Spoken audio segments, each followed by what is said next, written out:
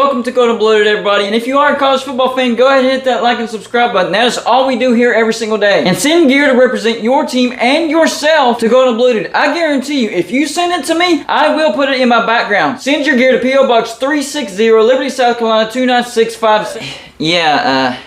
What did we just witness on Saturday when it comes to college football as far as the top 10 teams go?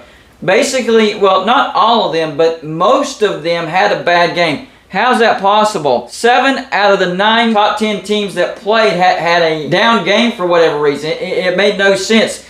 The only 2 teams that played really well in the top 10 were number 2 Alabama, who beat Vanderbilt 55-3, and then number 3 Ohio State beating Wisconsin 52-21. Those are the only 2 teams in the top 10 that had a good game on Saturday. Now, not all of the teams that had a bad game lost on Saturday, but still, I was not expecting that. Not at all. We start off with number 1 Georgia hosting Kent State, a MAC team, and a MAC team puts up 22 points on the number 1 team in the nation. Somebody explain to me in what universe does that make sense? The previous 3 opponents combined scored 10 points on Georgia. Oregon scored 3, Samford scored 0, and South Carolina scored 7. How did Kent State score 22? I don't know. I guess the defense had a sleepover or drank too much the night before or something. I don't know. I'm just guessing here. But that was crazy. The line was 45, and they only won by 17. So not very many people, including Vegas,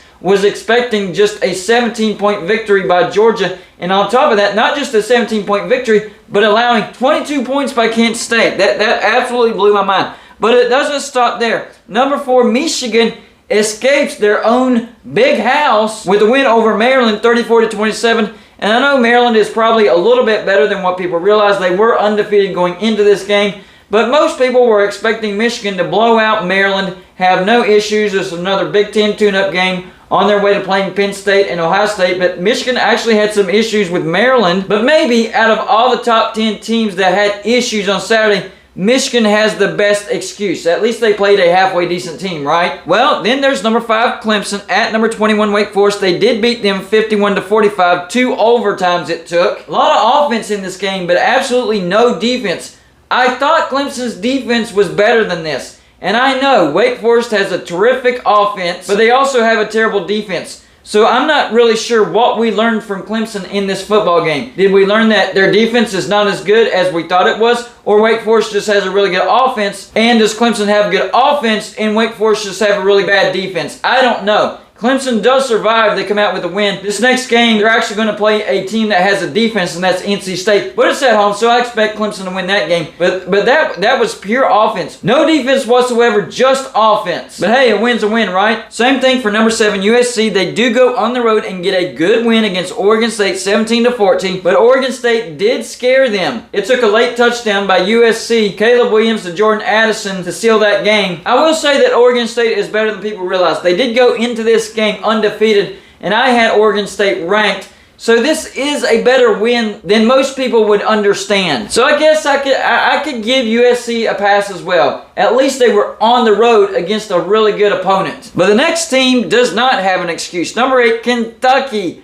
barely survives another MAC team, Northern Illinois, 31-23. And by the way, these aren't like cream of the crop MAC teams. Kent State's 1-3. Northern Illinois 1-3. They're both not good. And they were both home games for these SEC teams. And for Kentucky, it was a bigger scare. Now, was the game really in doubt? Probably not. But that's a really close final score. That means Northern Illinois did have some opportunities to win this football game. Georgia and Kentucky are supposed to be the 2 best teams in the SEC East if you go by rankings. Well, they didn't look very good on Saturday. But hopefully they got that bad game out of their system and both of them were sleepwalking on Saturday and they get up for the rest of their games. Luckily for Oklahoma State, they didn't have to play this week, so that was actually a good thing, not having to play on a Saturday that was totally chaotic. The last 2 teams actually did not survive Saturday with a win. The first one, number 6 Oklahoma at home, they get upset by Kansas State 41-34.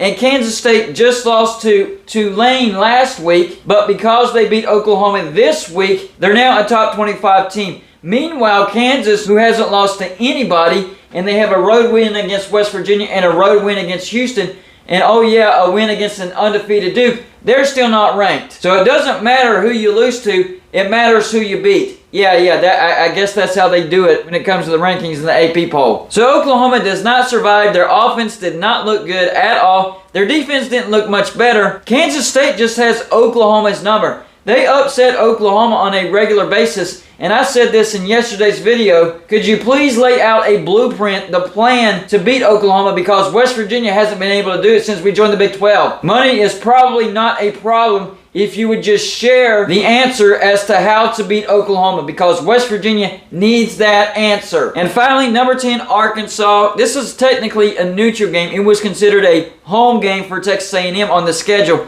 but this is actually a neutral game. Number 10, Arkansas loses to number 23, Texas A&M, 23-21.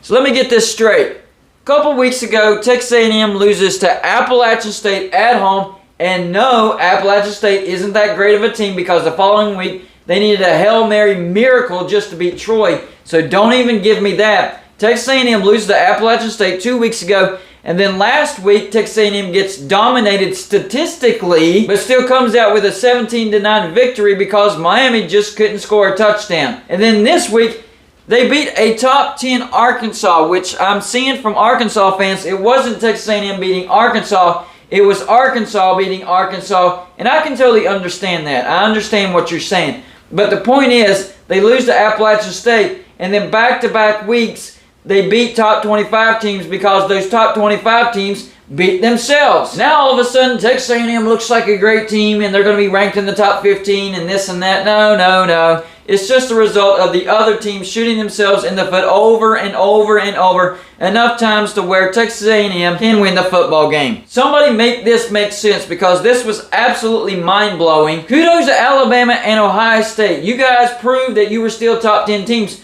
But everybody else, I guess you just had an off day. I don't know. Y'all let me know in the comment section. What do you think happened this past Saturday that made most of these top 10 teams not play very well? That's all I got for this show. Like and subscribe if you haven't already. And I'll see you on my next show.